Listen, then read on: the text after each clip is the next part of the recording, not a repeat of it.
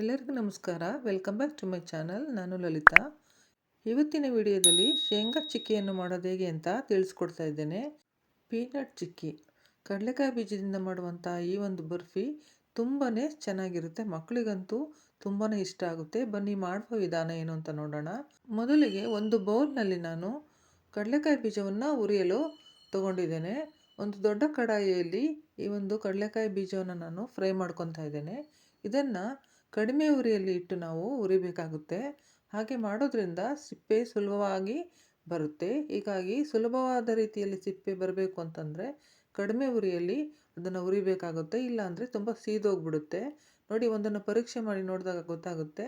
ಈ ರೀತಿಯಾಗಿ ಅದರ ಸಿಪ್ಪೆ ಎಷ್ಟು ಈಸಿಯಾಗಿ ರಿಮೂವ್ ಆಗ್ತಾಯಿದೆ ನೋಡಿ. ಇದನ್ನು ಫ್ರೈ ಮಾಡಿದ ಮೇಲೆ ನಾವು ಇದನ್ನು ತಣ್ಣಗಾಗಲಿಕ್ಕೆ ಬಿಡಬೇಕಾಗುತ್ತೆ. ಈಗ ನಾನು ಇದನ್ನು ಒಂದು ತಟ್ಟೆಗೆ ಟ್ರಾನ್ಸ್ಫರ್ ಮಾಡ್ತಾ ಇದ್ದೇನೆ. ಈ ಒಂದು ತಟ್ಟೆಗೆ ಹಾಕ್ಕೊಂಡ್ಮೇಲೆ ಅದನ್ನು ಆರಲಿಕ್ಕೆ ಬಿಡಬೇಕಾಗುತ್ತೆ. ನೋಡಿ, ಈ ರೀತಿ ನಾನು ಸುರ್ಕೊತಾ ಇದ್ದೀನಿ. ಈ ಒಂದು ಸ್ಟೀಲ್ ತಟ್ಟೆಗೆ ಹಾಕ್ಕೊಂಡಿದ್ದೀನಿ ನಾನು. ಇವಾಗ ಇದನ್ನು ಹಾಗೆ ತಣ್ಣಗಾಗಲಿಕ್ಕೆ ಬಿಡ್ತಾ ಇದ್ದೇನೆ. ತಣ್ಣಗಾದ ನಂತರ ನಾವು ಇದರ ಸಿಪ್ಪೆಯನ್ನು ಎಲ್ಲ ಪೂರ್ತಿಯಾಗಿ ತೆಗಿಬೇಕಾಗುತ್ತೆ. ನೋಡಿ, ಈ ರೀತಿ ಕೈಯಿಂದ ಉಜ್ಜಿ ತೆಗಿಬೋದು, ಅಥವಾ ಎರಡೂ ಕೈಗಳಿಂದಲೂ ಕೂಡ ಈ ರೀತಿ ಉಜ್ಜಿ ತೆಗಿಬೇಕಾಗುತ್ತೆ. ನೀವು ಒಂದು ಬಟ್ಟೆಯಲ್ಲಿ ಕೂಡ ಈ ಒಂದು ಕಡಲೆಕಾಯಿ ಬೀಜವನ್ನು ಹಾಕಿ ಉಜ್ಜಿ ತೆಗಿಬೋದಾಗುತ್ತೆ ಸಿಪ್ಪೆನ. ಹಾಗೂ ಮಾಡ್ಬೋದು, ಅಥವಾ ಕೈಯಿಂದಲೇ ಮಾಡೋದಾದರೆ ಈಸಿಯಾಗಿ ಕೈಯಿಂದಲೇ ಕೂಡ ಬರುತ್ತೆ. ನಾನು ಪೂರ್ತಿಯಾಗಿ ಕೈಯಲ್ಲೇ ಎಲ್ಲವನ್ನು ಮಾಡಿ ಈ ರೀತಿಯಾಗಿ ರೆಡಿ ಮಾಡಿ ಇಟ್ಕೊಂಡಿದ್ದೀನಿ. ನೋಡಿ, ಕರೆಕ್ಟಾಗಿ ಇದು ಒಂದು ಬೋಲ್ ಇದೆ.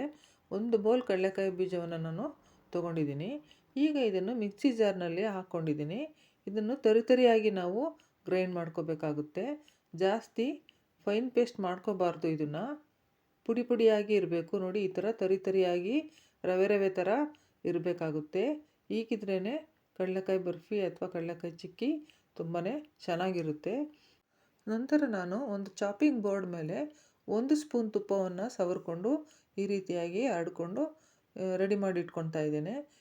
ಮುಂಚೆನೇ ಈ ರೀತಿಯಾಗಿ ರೆಡಿ ಮಾಡಿ ನಾವು ಇಟ್ಕೋಬೇಕಾಗುತ್ತೆ. ಈಗ ನಾನು ಒಂದು ಕಡಾಯಿಯನ್ನು ಸ್ಟವ್ ಮೇಲಿಟ್ಟು ಅದಕ್ಕೆ 3/4 ಬೌಲ್ ನಾನು ಬೆಲ್ಲವನ್ನು ಸೇರಿಸ್ತಾ ಇದ್ದೇನೆ. 1 ಬೌಲಷ್ಟು ನಾನು ಕಡಲೆಕಾಯಿ ಬೀಜ ತೊಗೊಂಡಿದ್ದೆ, 3/4 ಬೌಲ್ ಬೆಲ್ಲ ಹಾಕ್ಕೊಂಡಿದ್ದೀನಿ. ಈಗ 2 ಟೀ ಸ್ಪೂನಷ್ಟು ನೀರನ್ನು ಸೇರಿಸಿ, ಆ ನಂತರ 1 ಟೀ ಸ್ಪೂನಷ್ಟು ತುಪ್ಪವನ್ನು ಸೇರಿಸ್ತಾ ಇದ್ದೇನೆ. ಇದೆಲ್ಲವನ್ನು ಆ್ಯಡ್ ಮಾಡಿದ ಮೇಲೆ ಒಟ್ಟಿಗೆ ಇದನ್ನು ಒಂದು ಮೀಡಿಯಮ್ ಫ್ಲೇಮ್ ಇಟ್ಕೊಂಡು ಇದನ್ನು ಈ ರೀತಿಯಾಗಿ ಕೈ ಆಡಿಸ್ಬೇಕಾಗುತ್ತೆ. ಇಲ್ಲಿ ನಾವೀಗ ಪಾಕವನ್ನು ನೀರು ಪಾಕನೂ ಮಾಡ್ಕೋಬಾರ್ದು, ಅಥವಾ ಎಳೆ ಪಾಕನೂ ಮಾಡ್ಕೋಬಾರ್ದು. ಇದನ್ನು ನಾರು ಪಾಕ ಮಾಡ್ಕೋಬೇಕು, ಅಂದರೆ ಗಟ್ಟಿಯಾದಂಥ ಪಾಕವನ್ನು ಮಾಡ್ಕೋಬೇಕಾಗುತ್ತೆ. ಈಗ ಆ ಪುಡಿಯನ್ನು ಇದಕ್ಕೆ ಸೇರಿಸ್ತಾ ಇದ್ದೀವಿ. ನಾವೇನು ಗ್ರೈಂಡ್ ಮಾಡ್ಕೊಂಡಿದ್ವಲ್ಲ ತರಿತರಿಯಾಗಿ, ಆ ಒಂದು ಶೇಂಗಾ ಪೌಡರನ್ನು ಇದಕ್ಕೆ ಸೇರಿಸ್ತಾ ಇದ್ದೀವಿ. ನೋಡಿ, ಈ ರೀತಿ ಚೆನ್ನಾಗಿ ಮಿಕ್ಸ್ ಮಾಡಬೇಕು. ಕ್ರಮೇಣ ಇದು ಎಲ್ಲವೂ ಜಿನುಗುತ್ತೆ, ಚೆನ್ನಾಗಿ ಜಿನುಗುತ್ತೆ. ನೋಡಿ, ಈ ರೀತಿಯಾಗಿ ತುಪ್ಪವನ್ನು ಸೇರಿಸಿರೋದ್ರಿಂದ ಸ್ವಲ್ಪ ಈ ರೀತಿಯಾಗಿ ಶೈನಿಂಗ್ ಬರ್ತಾ ಇದೆ. ಈ ಸಮಯದಲ್ಲಿ ನಾವು ಸ್ಟವನ್ನು ಆಫ್ ಮಾಡ್ಕೋಬೇಕಾಗುತ್ತೆ.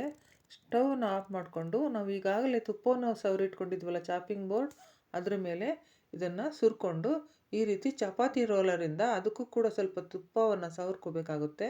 ಹಾಗಾಗಿ ಅಂಟ್ಕೊಳ್ಳೋದಿಲ್ಲ. ಈ ರೀತಿ ರೋಲ್ ಮಾಡಬೇಕು ಸ್ಮೂತಾಗಿ. ಈ ರೀತಿ ಎಲ್ಲ ಕಡೆ ನಾವು ಯಾವ ಆಕಾರದಲ್ಲಿ ಬೇಕಾದ್ರೂ ಇದನ್ನು ಈ ರೀತಿಯಾಗಿ ಮಾಡ್ಕೋಬೋದಾಗುತ್ತೆ. ನಾನೀಗ ರೌಂಡ್ ಶೇಪಲ್ಲಿ ಇದನ್ನು ಮಾಡ್ಕೊಂಡಿದ್ದೀನಿ. ಒಂದು ಚಾಕುವಿಂದ ನಾನು ಈ ರೀತಿ ಮಾರ್ಕ್ಗಳನ್ನು ಮಾಡ್ತಾಯಿದ್ದೀನಿ. ನೋಡಿ, ಈ ರೀತಿಯಾಗಿ ಮಾರ್ಕ್ ಮಾಡೋದ್ರಿಂದ ನಮಗೆ ಅದು ಒಣಗಿದ ನಂತರ ಇದನ್ನು ಕಟ್ ಮಾಡೋದು ತುಂಬ ಈಸಿ ಆಗುತ್ತೆ. ನೋಡಿ, ನಾನು ಎರಡೂ ಕಡೆಯಲ್ಲೂ ಕೂಡ ಈ ರೀತಿಯಾಗಿ ಮಾರ್ಕ್ ಮಾಡ್ಕೊಂಡಿದ್ದೀನಿ. ಈಗ ಇದನ್ನು ಸ್ವಲ್ಪ ಹೊತ್ತು ತಣ್ಣಗಾಗಲು ಬಿಡಬೇಕು. ಕಂಪ್ಲೀಟ್ ಅದು ತಣ್ಣಗಾಗೋವರೆಗೂ ನಾವು ವೆಯ್ಟ್ ಮಾಡಬೇಕಾಗುತ್ತೆ. ಈಗ ನೋಡಿ, ಗಟ್ಟಿಗಾಗಿದೆ ಹಾಗೂ ತಣ್ಣಗೂ ಕೂಡ ಆಗಿದೆ. ಎಷ್ಟು ಈಸಿಯಾಗಿ ಎಲ್ಲ ರಿಮೂವ್ ಆಗ್ತಿದೆ ನೋಡಿ. ಕಟ್ಟಾಗಿ ಬೀಳ್ತಾ ಇದೆ, ಎಲ್ಲ ಈಸಿಯಾಗಿ ಎಲ್ಲ ಕಟ್ಟಾಗಿ ಬೀಳ್ತಾ ಇದೆ. ಹಾಗೂ ತುಂಬ ಗಟ್ಟಿಯಾಗೂ ಕೂಡ ಇದೆ, ಸ್ಮೂತಾಗೂ ಕೂಡ ಇದೆ. ನಾವು ಚಾಕು ತಗೊಂಡು ಮೊದಲೇ ಮಾರ್ಕ್ ಮಾಡ್ಕೊಂಡಿದ್ದರಿಂದ ಈ ರೀತಿ ಸುಲಭವಾಗಿ ಇವುಗಳನ್ನು ಈ ರೀತಿ ಸ್ಕ್ವೇರ್ ಆಕಾರದಲ್ಲಿ ಬಿಡಿಸ್ಕೋಬೋದು. ನೋಡಿ, ಎಷ್ಟು ಚೆನ್ನಾಗಿ ಬರ್ತಾ ಇದೆ ಕೂಡ. ಫ್ರೆಂಡ್ಸ್, ತುಂಬಾ ಟೇಸ್ಟಿಯಾಗಿರ್ತಕ್ಕಂಥ ಈ ಒಂದು ಪೀನಟ್ ಚಿಕ್ಕಿ ಅಥವಾ ಶೇಂಗಾ ಚಿಕ್ಕಿ ನಿಮ್ಗೆ ಇಷ್ಟ ಆಗಿದ್ರೆ ಒಂದು ಲೈಕ್ ಕೊಡಿ. ಹಾಗೂ ನಿಮ್ಮ ಫ್ರೆಂಡ್ ಸರ್ಕಲ್ಗೆ ಈ ನಮ್ಮ ವಿಡಿಯೋವನ್ನು ಶೇರ್ ಮಾಡೋದನ್ನು ಮರಿಬೇಡಿ. ನಮ್ಮ ಚಾನಲ್ ಇನ್ನೂ ಸಬ್ಸ್ಕ್ರೈಬ್ ಮಾಡ್ಕೊಂಡಿಲ್ಲ ಅಂದರೆ ದಯವಿಟ್ಟು ಸಬ್ಸ್ಕ್ರೈಬ್ ಮಾಡ್ಕೊಳ್ಳಿ. ಮತ್ತೆ ಮುಂದಿನ ವಿಡಿಯೋದಲ್ಲಿ ಸಿಗೋಣ. Thanks for watching.